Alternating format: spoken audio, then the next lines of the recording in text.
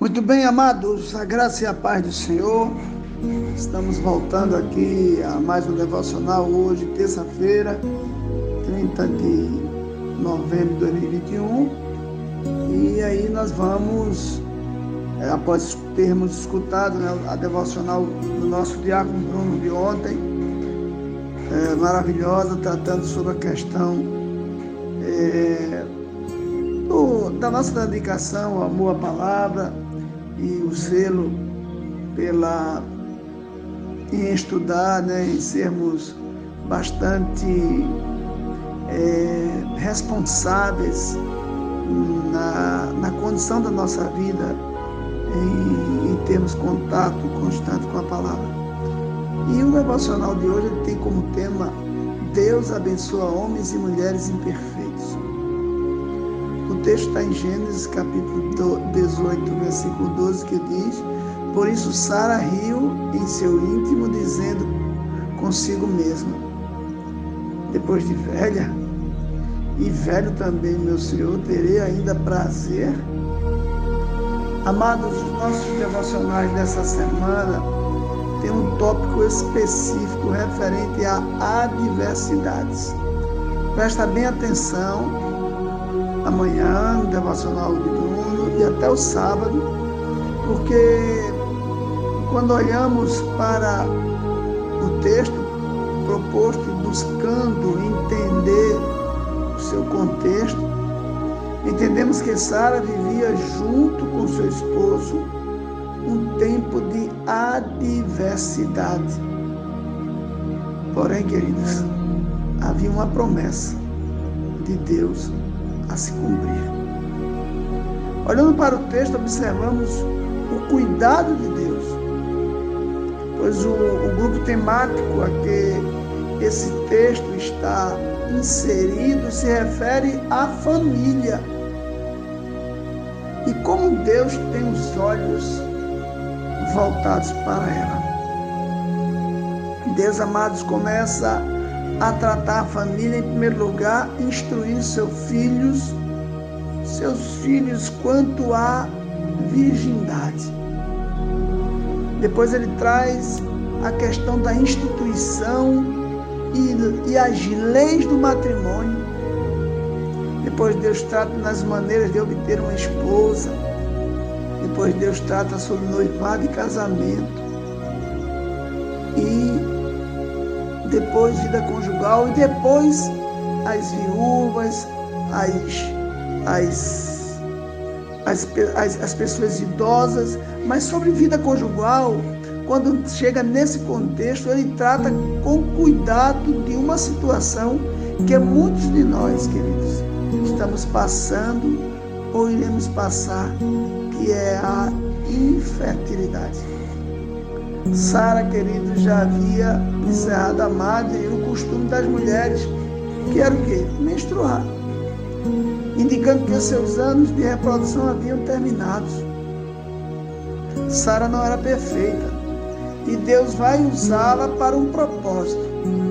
É por isso que o texto, o título, Deus abençoa homens e mulheres imperfeitos. Porque Sara, apesar de não ser perfeita, mas Deus tinha um propósito na vida de Sara. Olha o que acontece. Sara riu do Senhor no seu íntimo.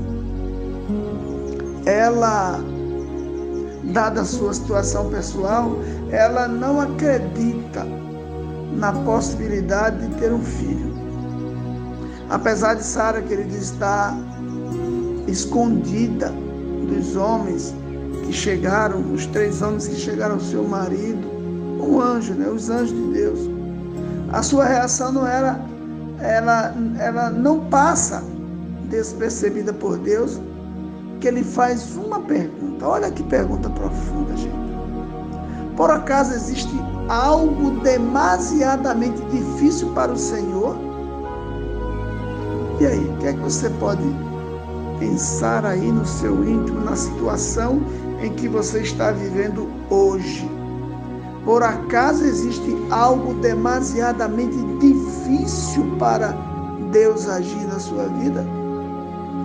Amados, infertilidade causa aflição. E lembram de Isabel? Lá em Lucas capítulo 1, versículo 7, 24 e 25. Mas eles não tinham filhos porque Isabel era estéril. E ambos eram de idade avançada. Depois disso, Isabel, sua mulher, engravidou durante 5 meses, não saiu de casa. E ela dizia: isto é obra do Senhor. Agora ele olhou para mim favoravelmente, para desfazer a minha humilhação perante o povo. Querido, se havia algo difícil para a mulher naquele tempo, que a mulher já eram pessoas relegadas a segundo plano na sociedade. Naquele tempo, a mulher menstruada tinha que se esconder. A mulher que era viúva, que não tinha filho, era desprezada, podia até passar fome. E quando ela era estéril, meu irmão, ela era desprezada pelo povo. A ligação das duas histórias reflete um tempo de adversidade. Pois aqui em 1 Samuel nós vamos ver a pessoa de Ana em 1 Samuel. Essa mulher também vive essa situação e nós vamos estudar a partir do domingo essa história de sofrimento, humilhação, que no final termina com a vontade de Deus sendo estabelecida e um grande personagem chamado Samuel surge na história para mudar o rumo da história do povo de Deus. Queridos, Deus é especialista, preste atenção, especialista em fazer milagre, porque tudo que ele faz tem um propósito. E que propósito é esse, pastor? Jesus nos responde a essa pergunta em Marcos capítulo 2, versículo 9, que diz assim: que é mais fácil dizer ao paralítico: os seus pecados estão perdoados? Ou levante-se, pegue a sua maca e ande. Tudo tem um propósito. As duas histórias têm um propósito. Estão nos anais da Bíblia, meu irmão. E hoje nós temos o prazer de estudar juntos. Só não vai quem não quer. Nós precisamos da sua presença. Nós precisamos ouvir mais de Deus estudando juntos, coletivamente. Então, vem conosco, vem estudar essa história linda de 1 e 2 Samuel, um livro que é marcante porque vai ter uma virada, uma transformação na história bíblica, onde nós vamos sair de um tempo de teocracia para a monarquia, e esse personagem que faz parte desse contexto que nós estamos estudando aqui, Samuel, é o principal personagem neste momento. Depois temos Saul, Davi, ó Deus, quantas histórias lindas. Então vem conosco, vem estudar conosco, que Deus te abençoe ricamente neste dia, em nome de Jesus. Te aguardamos, eu e o nosso diácono lindo, Bruno, no domingo, em nome de Jesus. Fica na paz.